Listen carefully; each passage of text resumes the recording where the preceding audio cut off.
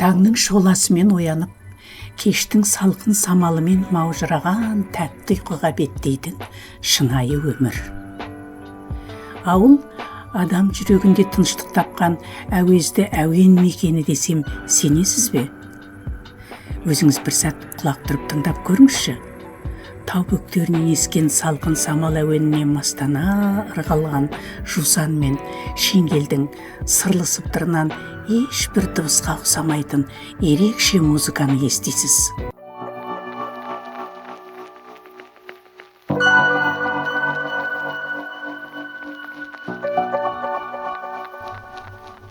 Жер әлемнің қай түкпірінде жүрмесін мейлі, ауылдың қарапайым тынысымен нәрленген өмір бастауының көріністері әр жанның жүрегінде үнемі сәулеленіп тұрары хақ.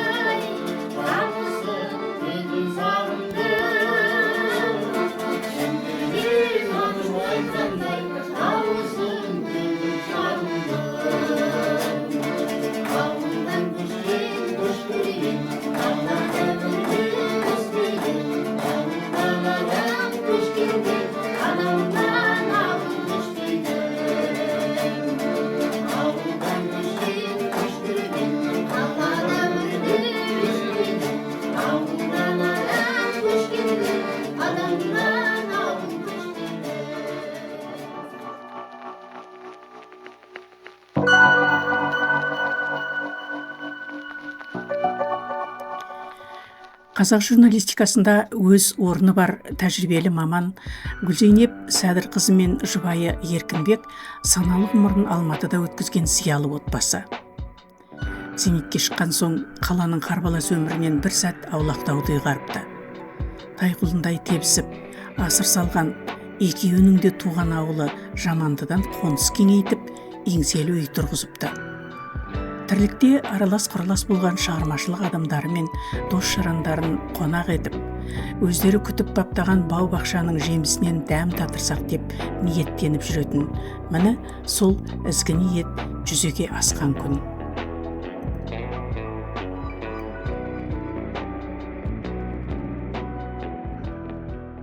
Өзіміз огородтан кеп теріп жегенге не жетсін. Оның үстіне қазір бүкіл дүние жүзі қауіпсіз тамақ жеу деген үлкен мәселе, проблемаға айналды. Сондықтан осылай шештік. Бірақ еңбектену керек екен. Мынау кішкене біз биыл анау-мынаусын білмей жатырмыз, ондай қадау керек еді. Мынау енді бізге бұл бірінші Тәжірибе жай ғана. тәжірибе. Келесі жылы енді бөлек-бөлек қылып арасын алшақ жасаймыз.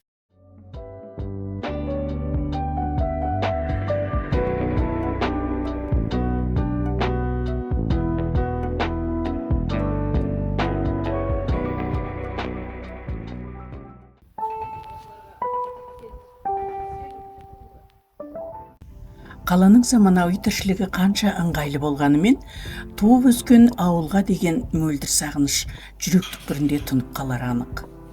Көшенің бұрқыраған шаңы, ырғалған тал терегі, сылдырлап аққан мөлдір бұлағы жаныңды жадыратып, денсаулығыңды нығайта түседі.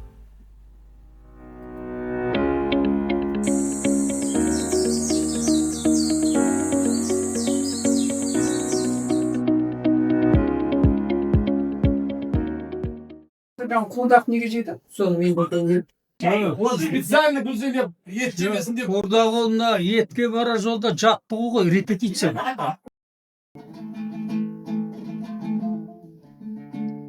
Жайнаған жасыл бақтай, анашым, жан анашым, өзіңмен жаным бірге, мәңгілік қасыңдаман.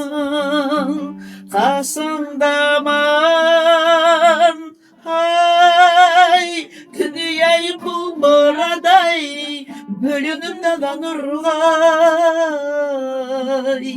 сонда да сен тұрасың,